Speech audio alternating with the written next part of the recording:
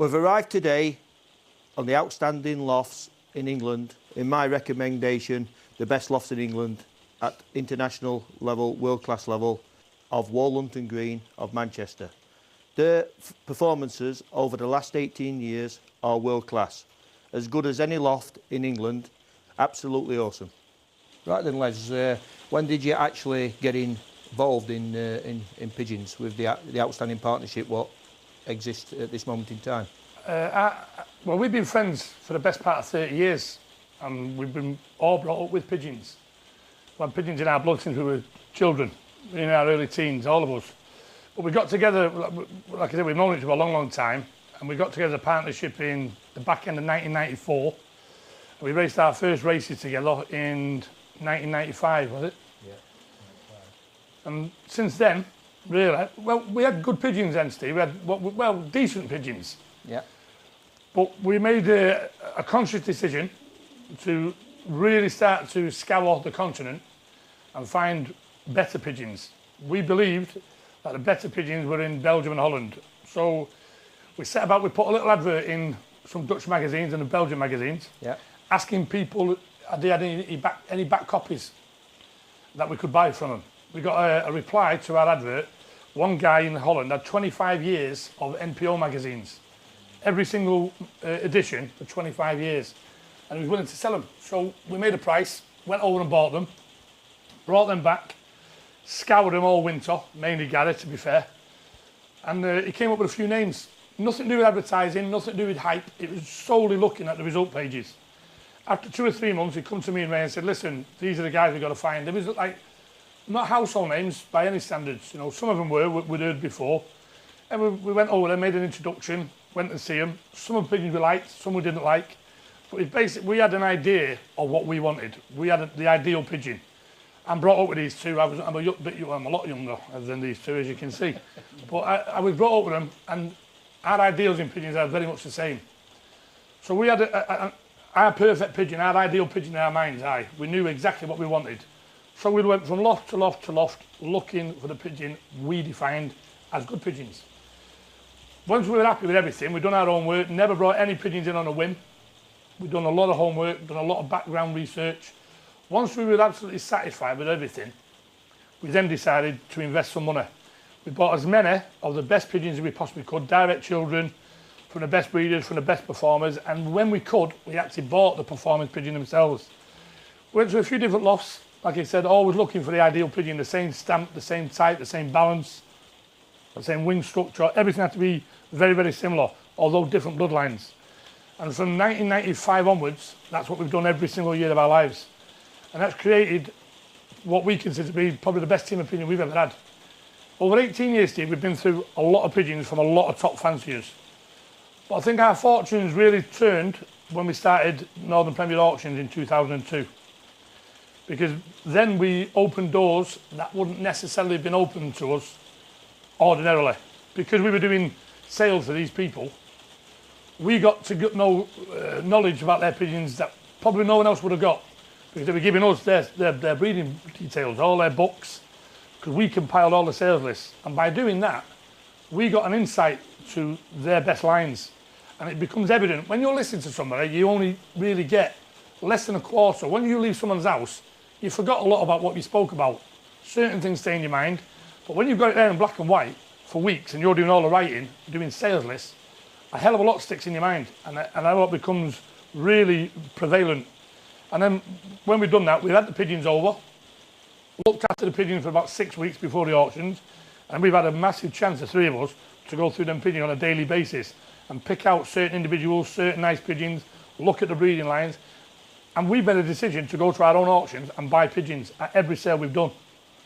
And that has really brought us to a higher level. To a level that I consider to be probably, well, I think you can safely say we're one of the best, if not the best, sprint to middle distance lofts in England today. And that's all because of this research and work we put in to finding the best pigeons. That's very good, that, Les. Obviously, your background and all your research has been done, your information, what you've gathered together, as well as what you've learnt from Gary and Ray. The actual auctions has played a large part to help, as you just mentioned, of the famous LUNT and Green in England today. Yeah. Is there anything else you would like to mention on anything else regarding that, Les? No, over the years you always get, because we're a partnership and we're all different individuals, although we all strive for the one aim is to be the best we possibly can, and to own the best pigeon we possibly can.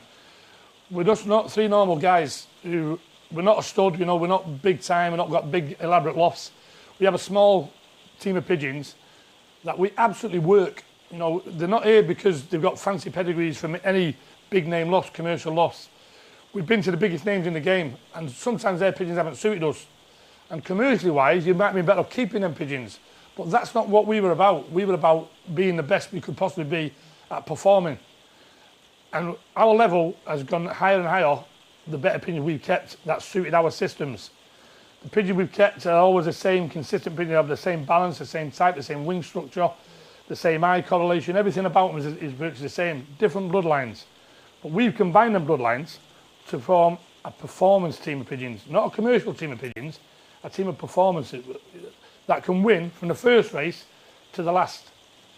And that's something we've done consciously. It's not something that we've found by accident. We've worked upon that for 18 years. 18 years of hard work has brought us to what I consider to be the top of our game.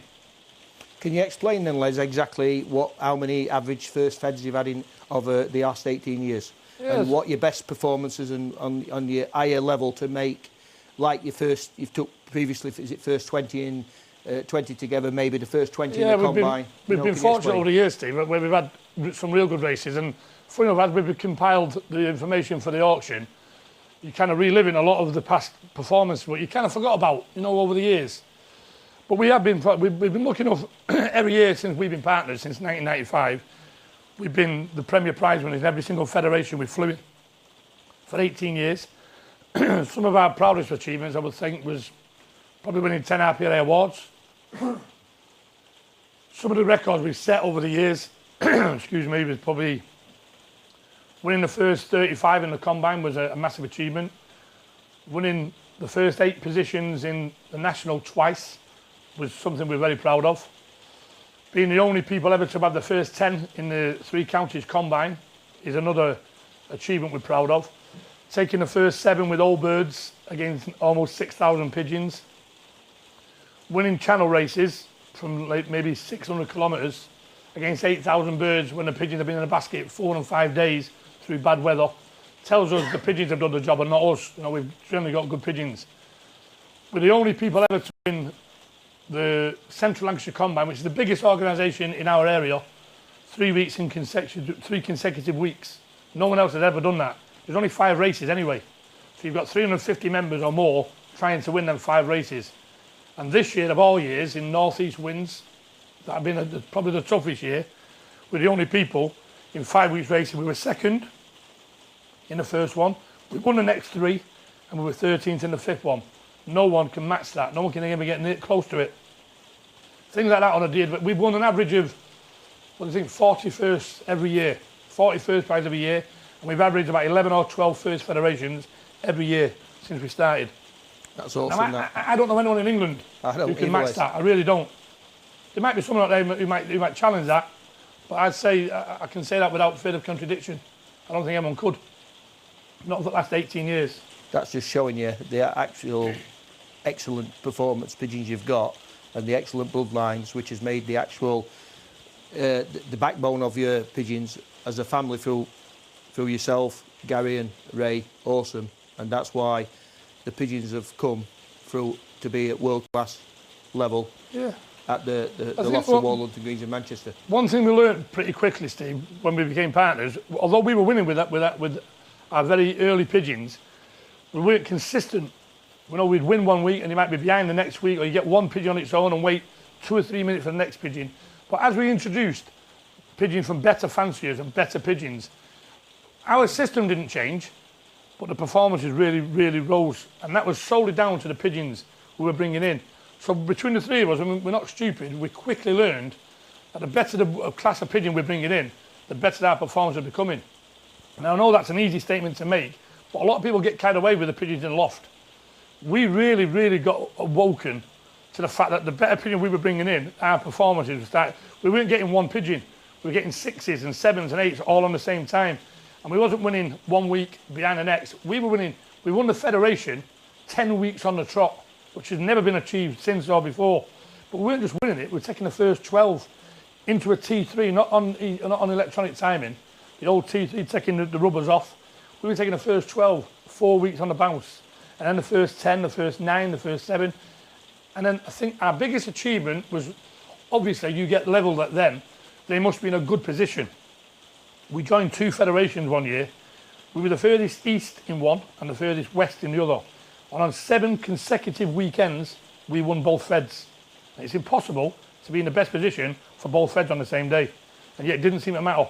They won our pigeons and only sending a maximum of 22 pigeons to each fed. Not only that, Les, you've got different winds. Even if you're on the west in one or the east, you've got east winds and west winds. On the amount of performance you were doing it, time after time, they weren't going to be all the same wind, would they? It didn't matter, Steve, to the pigeons, what fed they went in or what wind they went in. For 7 weekends on the bounce, they won both feds. And the worst result we had was first and second fed. But we were taking the first 6, the first 7, the first 9, the first 6 in both federations on the same day, with a team of 22 to each. And that's splitting your team and all, as you know. So it's splitting awesome. your team, it makes life a bit harder. That's brilliant. It was. It's probably one of our better years. Yeah.